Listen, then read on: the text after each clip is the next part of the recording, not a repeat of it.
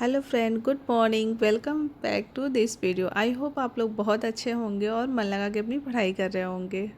So friend, मेरा नाम पूजा है और मेरा सब्जेक्ट होम साइंस है।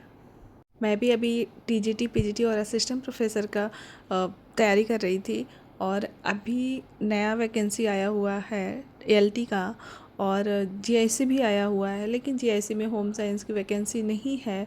सो फ्रेंड, अभी वो किसी रीजन की वजह से अभी उसका आधियाचन नहीं पहुंच पाया है, तो देखिए कब तक आता है, कोई कुछ कहा नहीं जा सकता। लेकिन अभी जो हमारे सामने 3-4 एग्ज़ाम है, हमें उस पर फोकस करना चाहिए। मेरे बहुत सारे नोट्स कंप्लीट हैं, कुछ कुछ चीज़ें इधर उधर हो गई हैं, मेरी एक कॉपी खो गई है, तो मैं उस टॉपिक को फिर से क्लियर कर रही हूँ। बहुत लोग पूछते हैं कि हम नोट्स कैसे बनाएं कि उसमें बार बार कोई मतलब आपको ऐड ना करना पड़े या फिर कोई कन्फ्यूजन ना रहे।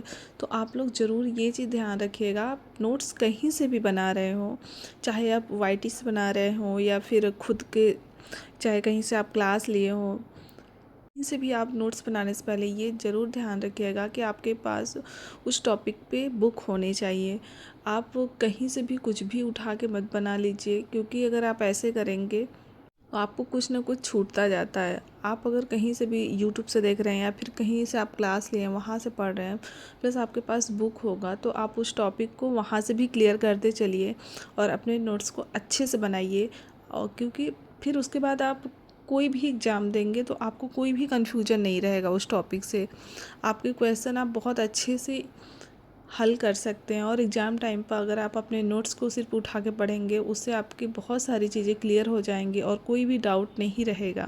और फ्रेंड, बहुत लोग होते हैं, मतलब किसी की फ्रेंड हो गई या फिर मेरी ही फ्रेंड है, कुछ लोग मतलब वो कहती हैं अपना नोट्स दे दो।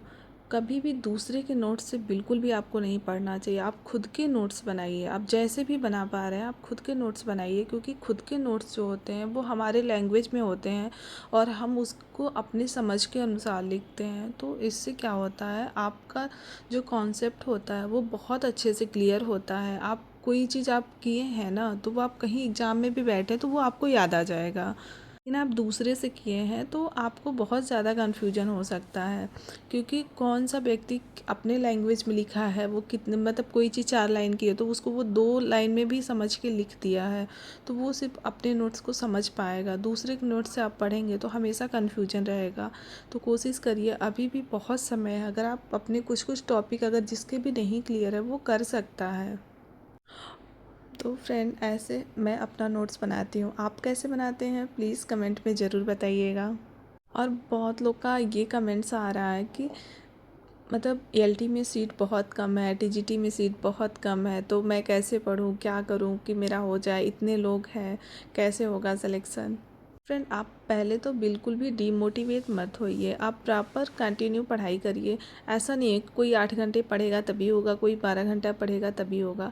4 घंटे भी आप पढ़ के सिलेक्शन ले सकते हैं, 3 घंटे भी पढ़ के आप सिलेक्शन ले सकते हैं। बस आपका रूटीन पर डे होना चाहिए। आपको जिस भी टाइम समय, जैसे भी आप खाली हो रहे हैं उसके अकॉर्डिंग आप पढ़ाई करिए। सुबह शाम दोपहर किसी भी टाइम आप खाली हो रहे हैं, आप अपने अकॉर्डिंग पढ़ाई करिए। और एक चीज़ और ध्यान रखिए कि आप लोग, बहुत लोग हैं इसमें से वो हर चैनल को देखते हैं, कितनी सारी बुक हैं, कितनी सारे मतलब बहुत सारे ऐसे अथेंटिक बुक पढ़िए, आप लोग एनसीईआरटी पढ़िए, इधर उधर की चीज़ों में ना पड़े। आपको जहाँ से भी, जिस भी सर का अच्छा लगे या फिर जिस मैम का अच्छा लगे, आप 1-2 चैनल ही सेलेक्ट करिए। आपको जहाँ से भी अच्छा लगे आप वहीं से, जिनकी भी लैंग्वेज आपको अच्छी लगे सिर्फ वहीं से पढ़िए। ये नहीं कि कभी हम इनसे पढ़ें कभी उनसे पढ़ें, हमेशा तब आपको डाउट बना रहेगा। को जो टीचर अच्छे लगते हैं सिर्फ आप उन्हीं से पढ़िए। सो फ्रेंड, बहुत लोग का क्वेश्चन है कि मैं कहाँ से पढ़ती हूँ, तो मैं भी वाईटी से पढ़ रही हूँ और मैं मिताक्षरा मैम से क्लास ली हूँ, तो मैं वहाँ से पढ़ती हूँ। और मैं वाईटी पे एक दो लोग को और देखती हूँ, तो मुझे बहुत सारी चीज़ें अगर नहीं समझ में आती तो मैं देख लेती हूँ। और मैं खुद से जो मेरे नोट्स हैं मैं ज़्यादातर वहाँ से पढ़ती हूँ, और प्रैक्टिस सेट है जो उसको मैं सॉल्व करती हूँ, और की भी हूँ तो उसको भी रिवीजन करती हूँ। और खुद के मेरे वन लाइनर नोट्स हैं तो मैं वहाँ से पढ़ाई करती हूँ। आप लोग भी अपना बताइए, आप लोग कैसे पढ़ाई करते हो। सो फ्रेंड, मेरी वीडियो कैसी लगी आप लोग को प्लीज़ बताइएगा। आप लोग प्लीज़ सब्सक्राइब करिए और किस टॉपिक पर मैं वीडियो बनाऊँ आप लोग ज़रूर बताइएगा। अभी मैं वीडियो बनाना सीख रही हूँ क्योंकि मुझे अभी बहुत अच्छे से चीज़ें नहीं आती हैं। तो अगर कोई त्रुटि हो तो उस चीज़ के लिए आप लोग बताइएगा कि क्या करना चाहिए, मुझे कैसे करना चाहिए। तो थैंक यू सो मच दोस्तों, फिर मिलते हैं नेक्स्ट ब्लॉग में।